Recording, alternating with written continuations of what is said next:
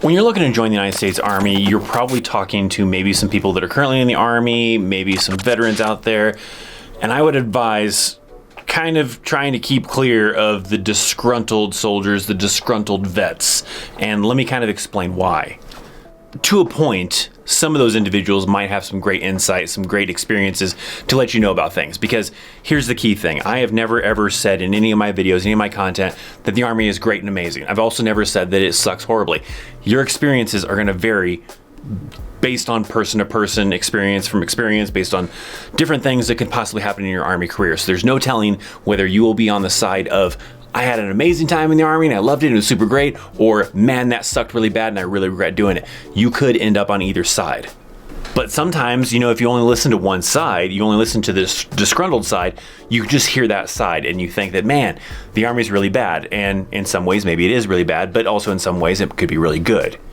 The kind of, I guess, the motivation for wanting to make this type of video and kind of explain some of this to you is some recent comments that I've been seeing in some of the video comments that are probably coming from people that are like the disgruntled soldier, the soldier that probably has been screwed over, probably has had some shitty leadership or whatever, and just really looks at all the negative things about the Army.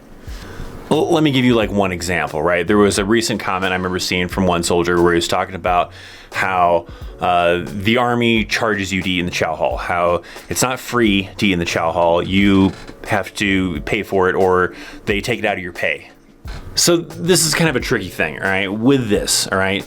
Not really true, okay? Here's the thing how it works, and a lot of people interpret it in their own kind of different ways, but laying it out to you as far as exactly how it works, let me kind of break that part down for you. When you're looking at the pay stub, which is known as your LES, that's your pay stub for the Army, it kind of looks like that, but here's what happens, right? You get your base pay. That's the base pay of what you're getting paid based on your rank and how long you've been in the Army.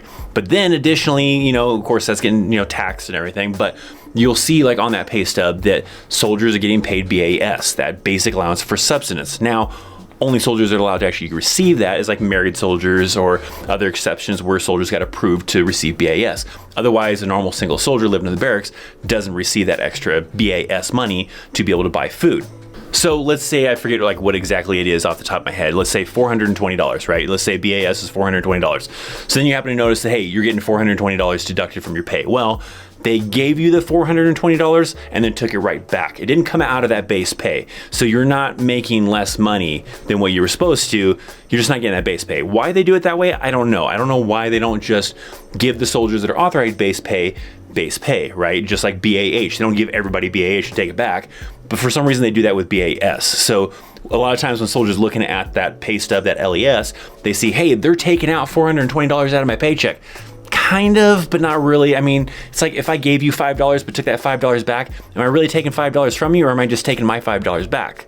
That's where it gets kind of tricky.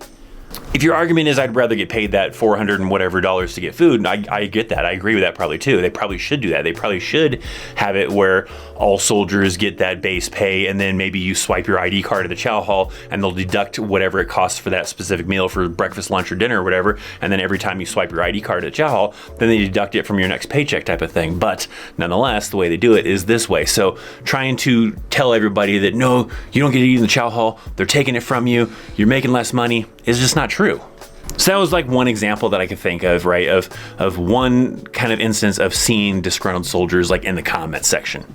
Some of the other things you might see is like soldiers talking about, poor leadership. And yeah, there is locations that do have poor leadership, but that's not to say that that's all over the entire Army, right? There are leaders out there, there are NCOs out there that do care about soldiers and will take care of you. And I'm always hoping that you get those individuals you want to get, obviously, but there's no guarantee that's what you're going to get. But you can't go and judge it based on that, right? If you have soldiers telling you that leadership is crap, leadership won't take care of you, they're going to screw you over type of thing, maybe. I mean, that's tough to tell. I mean, that's just like it is in the civilian world, right? You're trying to get a job at any place, really. Let's say, just use an example, Walmart, right? Just because it's a big name kind of a thing, right? You go and you work at Walmart and you end up with some supervisor that's just horrible, mistreats employees and everything. Does that mean that all of the managers and all the higher ups that work at Walmart are all like that? Probably not. Most likely not, right? It's just those specific ones. And it works the same way with the Army. You're going to end up with instances where you have power-driven, power-hungry NCOs that maybe mistreat soldiers or whatever. But then hopefully you do end up with, preferably, the ones that care about soldiers, look after them, and want them to succeed. So you can't just assume because this one soldier said that it sucks really bad, that it's guaranteed that it's going to suck really bad for you, because it may or it may not. That's what's so tough about the military, the Army in general, is that you don't know which side you're going to get. You don't know if you're going to be the individual that absolutely loves being in the Army, has a great experience, got some great leadership, got stationed in some great places, got some good quality training, or if you're going to end up being that soldier that ended up with crappy leadership, horrible duty station, getting screwed over on training, and getting stuck with all the crappy details. It's tough. It's tough to kind of, decide what that's going to be or predict what side of the Army you're going to get.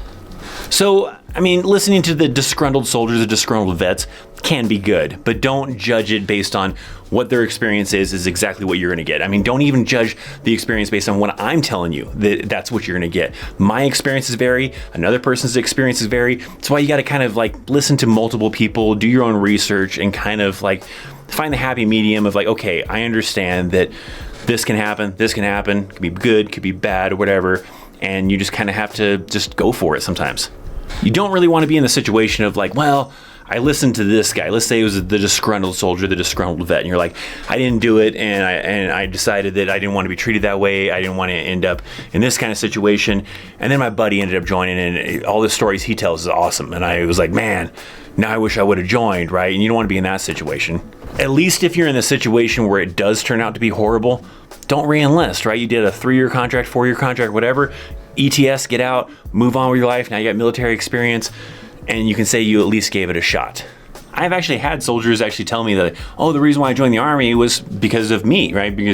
Telling me, because of you, I joined the Army, I watched your videos and everything, and I joined the Army. And it feels like a lot of pressure, right? Because I don't want that to be, the sole reason you joined, right? If I gave you some good advice, I gave you some ideas and everything like that, then great. But your experiences are going to vary. I had definitely a mixture of good and bad. Some people have nothing but good. Some people have nothing but bad.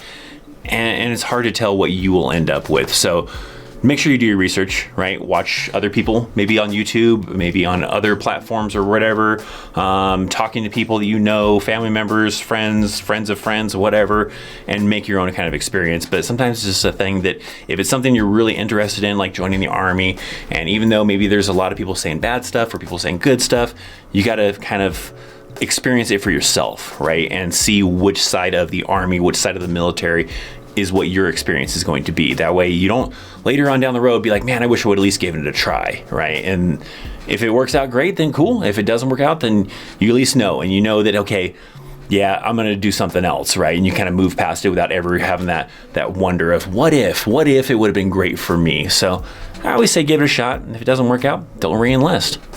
From my experiences, I definitely learned a lot. I definitely, became a better person, I feel like, from my experience in the Army. Sure, there were moments where, I had leadership that sucked really bad, and moments where I had great leadership and everything too. And, overall, I don't regret, joining the Army. I am glad with the time I spent in it. I don't regret not doing a full 20 years and getting out and retiring from it. So I'm glad that I joined, but I don't regret not staying in longer, right? I'm happy with the amount of time that I did. Technically, maybe it would have been, ideally I wanted to do less time than I really did. And I actually have a video if you want to check it out as far as why I actually did as many years as I did and didn't get out sooner kind of a thing. So if you're kind of curious about that and my experiences with the being in the Army and why I stayed in for so long, check out this video here. Links in the description box down below. Thanks for hanging out. Subscribe to the channel. I'm Christopher Chaos, and I'll see you next time. See ya.